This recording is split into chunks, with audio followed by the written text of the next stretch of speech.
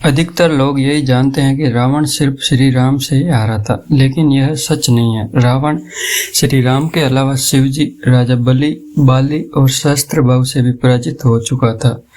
आज जानते हैं इन चारों से रावण कब और कैसे हारा था। बलि से रावण की हार। एक बार रावण बलि से युद्ध करने के लिए पहुंच गया था। बलि उस समय पूजा कर रहा था।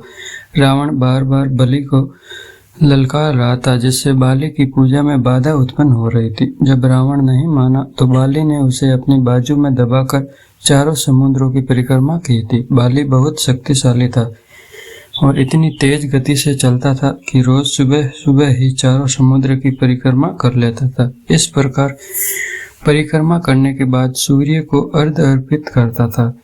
जब तक बाली ने परिक्रमा की और सूर्य को अर्घ्य अर्पित किया, तब तक रावण को अपने बाजू में दबाकर ही रखा था। रावण ने बहुत प्रयास किया, लेकिन वह बाली की गिरफ्त से आजाद नहीं हो पाया। पूजा के बाद बाली ने रावण को छोड़ दिया था। सहस्त्रबाहु से रावण की हार। सहस्त्रबाहु अर्जुन के 1000 हाथ थे और उनकी वजह से उनका नाम सहस्त्रबाहु पड़ा था।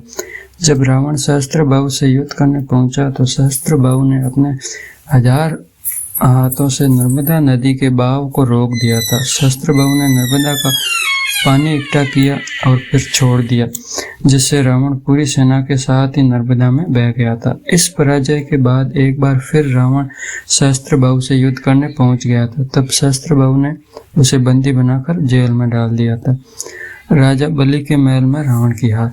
दैत्यराज बलि पाताल लोक के राजा थे। एक बार रावण राजा बलि से युद्ध करने के लिए पाताल लोक में उनके महल तक पहुंच गया। वहां पहुंचकर रावण ने बलि को युद्ध के लिए ललकारा। उस समय बलि के महल में खेल रहे बच्चों ने ही रावण को पकड़कर घोड़ों के साथ अस्तबल में बांध दिया था। इस प्रकार राजा बलि के महल में रावण की हार हुई। शिवजी से रावण की हार।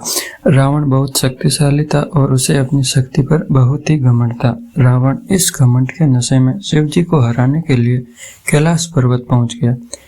रावण ने शिवजी को युद्ध के लिए ललकारा, लेकिन महादेव तो ध्यान में लीन थे।